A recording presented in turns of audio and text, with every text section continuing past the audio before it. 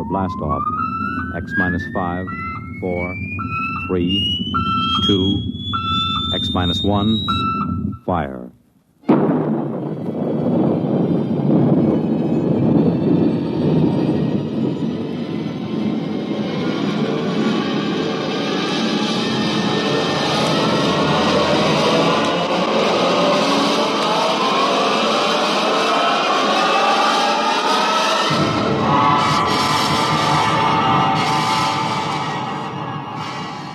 From the far horizons of the unknown come tales of new dimensions in time and space. These are stories of the future, adventures in which you'll live in a million could-be years on 1,000 maybe worlds. The National Broadcasting Company, in cooperation with Galaxy Science Fiction Magazine, presents X minus 1.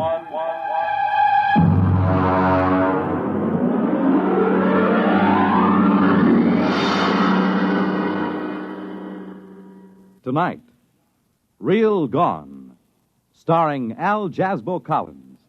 Playing, of all things, Al Jasbo Collins.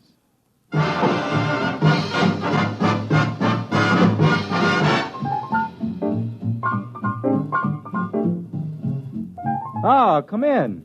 Come in. Glad to see you. Albert here, your Collins friend. Just a minute. I'll close the door. You know, when you run a disc jockey show, the song pluggers just seem to ooze through the grain of the wood. There. Now, we won't be bothered for a while. Have a seat. I'll take this record off the chair. Hound Dog. Exclusive to me. Sung by Helen Traubel with the Vienna State Symphony Orchestra. Under the direction of Felix Weingartner. Now sit down. You do the writing for that Real Gone show on NBC, don't you? That X minus 1 with the rocket ships and the three-headed men from Mars and all that jazz. Well, that's why I asked you up. I ran into a little something. Just an idea, you know. I figured maybe you could English it up and use it. It's about a friend of mine, Ralph Therian. Did you ever hear of him? He's an artist.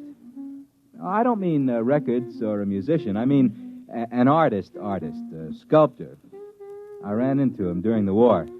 He used to sit in the barracks making busts of the sergeants out of GI soap. And when they had him on KP, they couldn't trust him to peel potatoes. He'd end up doing caricatures of the captain and the lieutenants out of raw spuds. Man, he was the greatest. He got the whole company restricted for a week when we were stationed somewhere near Boston.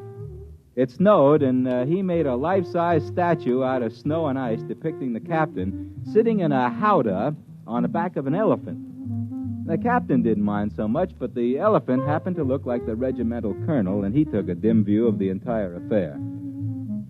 Ralph studied in France somewheres under the GI Bill of Rights, and I used to run into him once in a while on 57th Street. He's looking kind of hungry and desperate.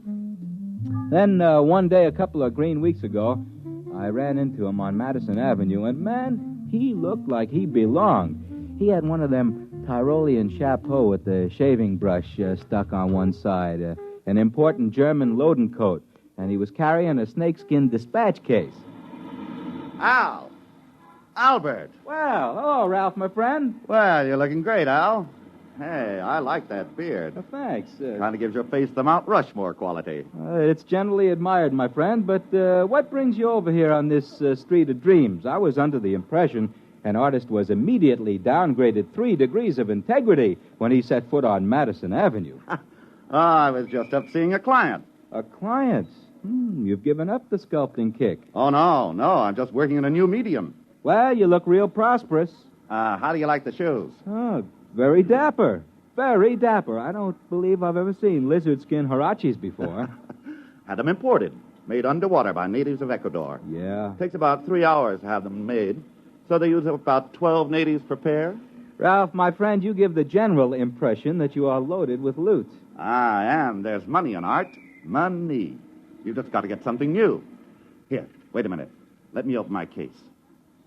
Here, Al, take a look at this. What is that, an ice cube? Look inside. Now, man, that's real entrancing. What is it? That is a detailed copy of Rodin's The Kiss. Pretty sexy. How do you do it? Well, you see, I carve it from underneath the plastic block. Oh, it looks sort of solid to me. How do you get in? Well, look at the bottom. You see that little hole? I worked through there with my engraving instruments. Of course, this is just a sample. I've been doing originals mostly. What are the little cubes good for? Paperweights, I guess, huh? This is art, Albert, art. Do you know how much I get for one of these? Beats me. $5,000. Oh, that's a pretty stiff price for a paperweight. Well, you just don't understand, Al. This is the hottest thing since Picasso. I just sold 2 original compositions to Morgenstern. You know, the dealer from Philadelphia? For $25,000. 25? Wow. Uh-huh. Boy, I should have paid attention when Mama bought me that clay when I was a little boy. Well, it's about time the creative artist got a little bit of recognition. Recognition's not the point, man. At 25 G's, I wouldn't care if people walked past me in high noon. That's because you're not an artist. The money's secondary. Money is never secondary. Money is the primariest thing there is. Al, would you be interested in a fine original composition? Well, I'll make a special price for you, Albert. $4,000. No, Ralph, my friend. I keep my papers from blowing off my desk with my right foot and my left piled one on top of the other, and I find that quite adequate to the needs and aspirations. Al, the trouble with you is you've got no soul. The trouble with me is I have not got $4,000.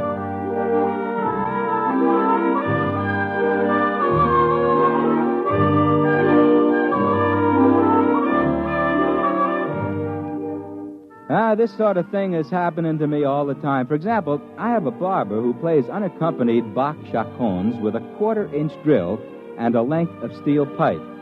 I figured Ralph Therian was stringing me until I ran into Vladimir Osepsky.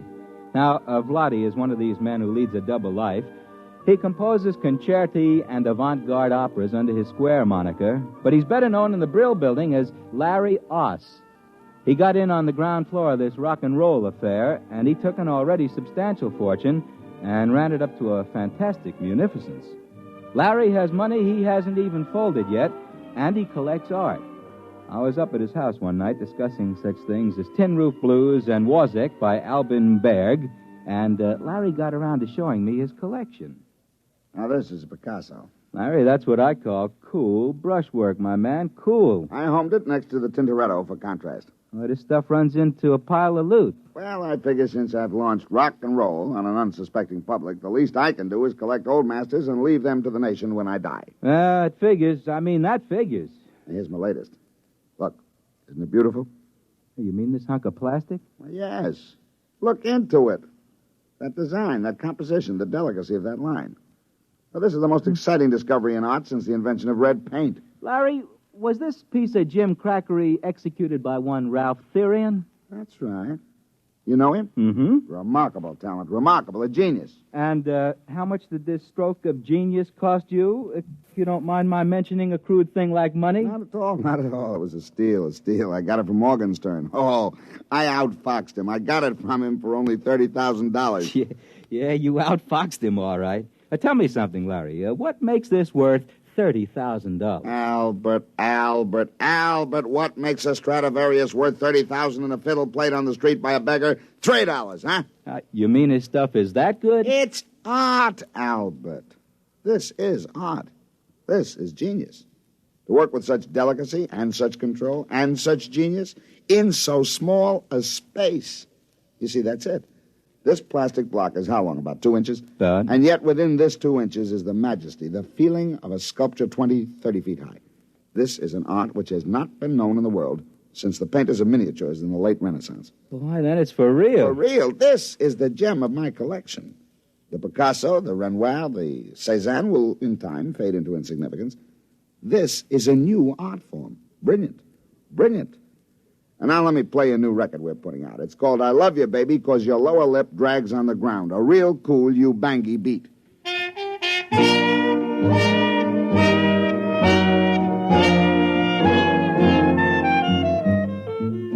Well, I let Ralph Therian's new art form slip my mind for a while I struggled with song pluggers, advertising salesmen, account executives from the agency. And I met him again a few weeks ago at a small cultural establishment on the corner where I work. You might call it sort of branch public library with a brass rail. Hey, what's the idea of putting this lemon peel in?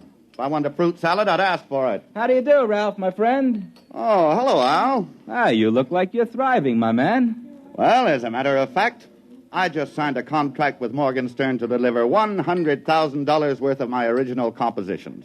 I'm celebrating. In here? Ah, man, this place is only fit for sweating out the downhill phase on a manic depressive psychosis. Oh, I'm just starting here. I intend to work my way up. Albert, be my guest.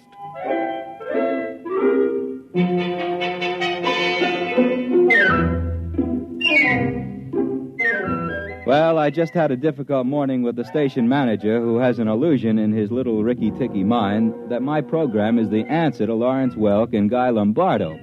He'd been trying to convince me to program 2 solid hours of Wayne King, relieved by vocals by Frank Crummett and Julia Sanderson. I had resisted, and I was in the mood for eating the lotus and forgetting. Several hours later, Ralph was feeling very confidential. Albert, my friend, I like you. Why don't you shave? Ralph, love me, love my beard. I will try. Albert, you have the look of an Abraham Lincoln gone hog wild among the cream puffs. Ralph, you have an artist's soul. Albert, I trust you, I trust you, I trust you. I am touched. And so, Albert, I'm going to take you to my studio. My secret studio. And I will reciprocate, my friend. Tomorrow, when I am doing my disc show, you may come to my secret studio. With the esteem that my program is held in today, tomorrow I'll be doing my broadcast from a small hole with a round iron top and plenty of running water below. What time is it? It's something. I'm late. Hurry.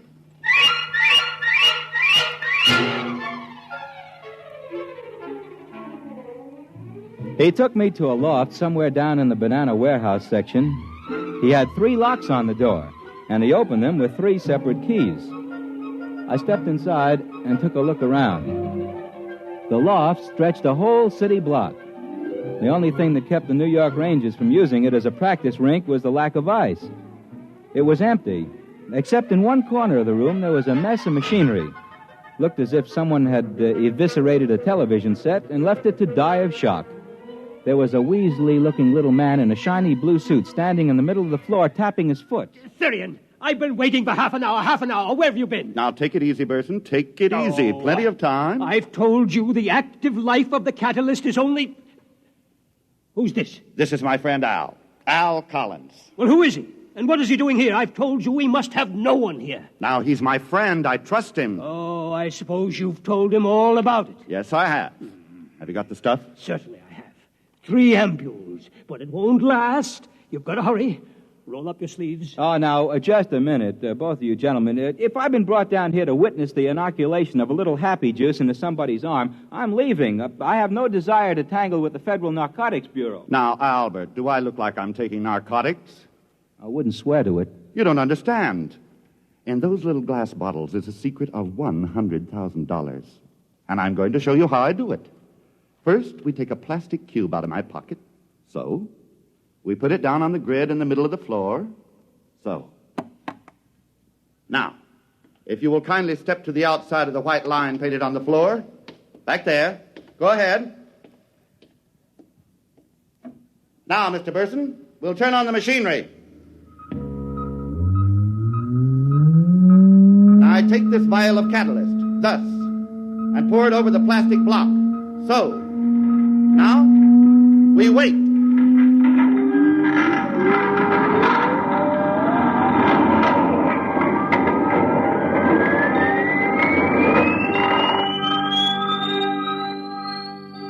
We stood there at the edges of that loft and watched that tiny plastic block sitting in a frame on the middle of the floor. And then suddenly it began to grow.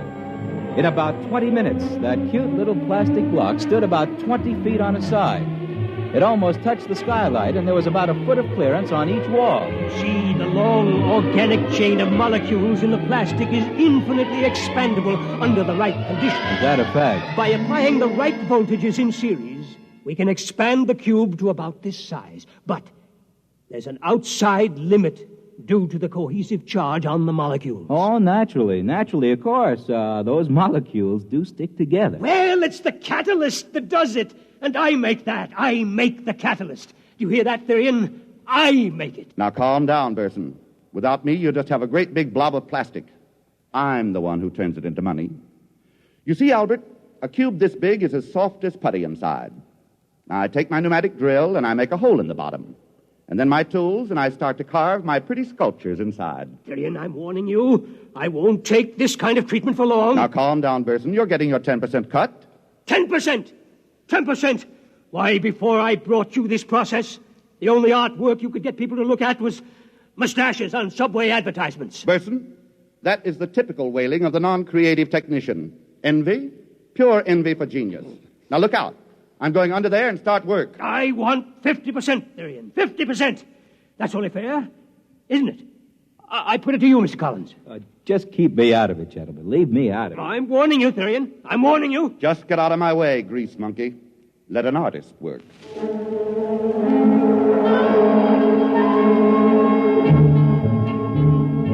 Ralph crawled under the giant cube and started to work. I could see what he was drawing, a collection of lovely ladies, something like the closing number at the Union City Burlesque. Didn't look very good. The lines were kind of thick and muddy, had a kind of a soft and sloppy quality to it, just about as if you were carving in butter. Took him about an hour, and then he crawled out. Just about in time. Well, what does it say on that watch? You've got about 20 seconds left. You cut it pretty fine there, Therian. It's all right. It's a masterpiece. Wait a minute. Okay, now. There she goes.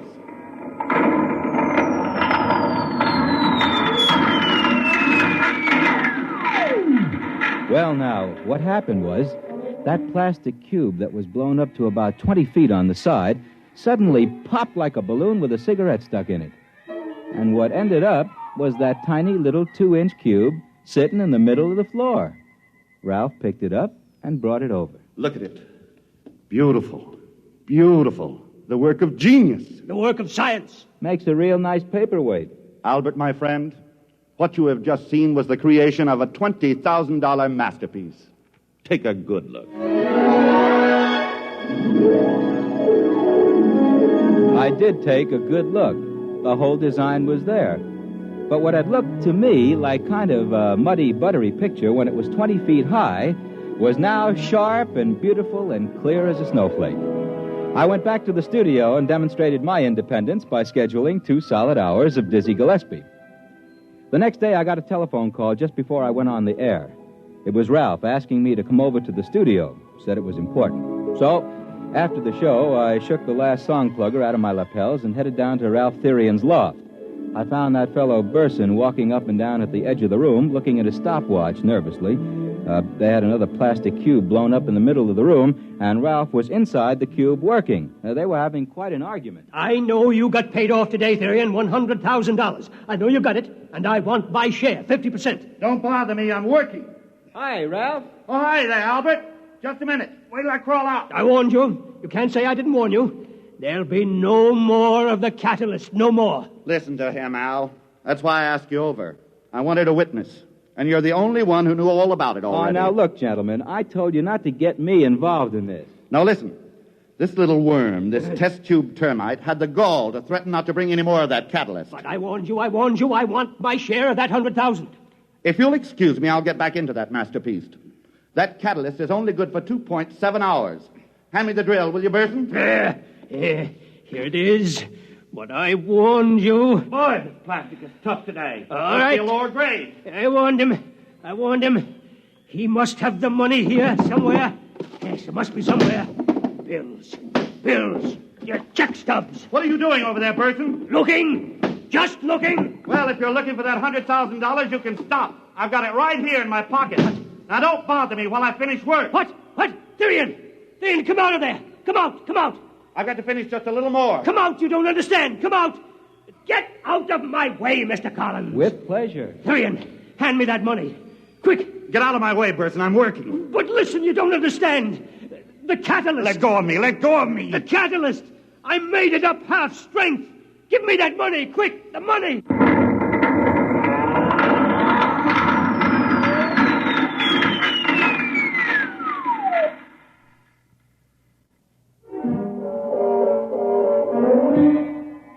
Well, that's all there was to it.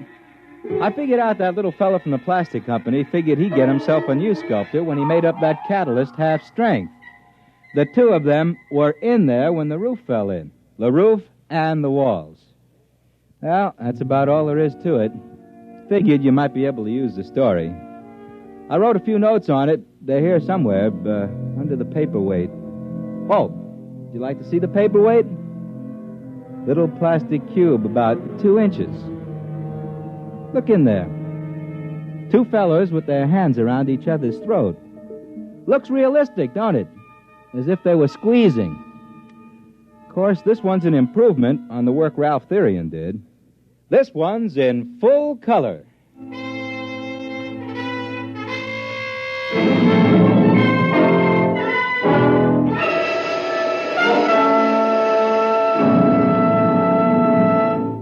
You have just heard X-1, presented by the National Broadcasting Company in cooperation with Galaxy Science Fiction Magazine, which this month features The Victim from Space. A time to sow, a time to reap, a time to live. All the Agathians agreed with this, but not when it came to a time to die. Galaxy Magazine, on your newsstand today. Tonight, X-1 has brought you Real Gone by Ernest Kinoy, based on an idea by Al Jasbo Collins, and starring Al Jasbo Collins as himself. Featured in our cast were John Barragray as the late sculptor Ralph Therian, John McGovern as his equally late scientific collaborator, and Harold Huber as the fabulous Larry Oss. This is Fred Collins. X-1 was directed by Kenneth McGregor and is an NBC Radio Network production.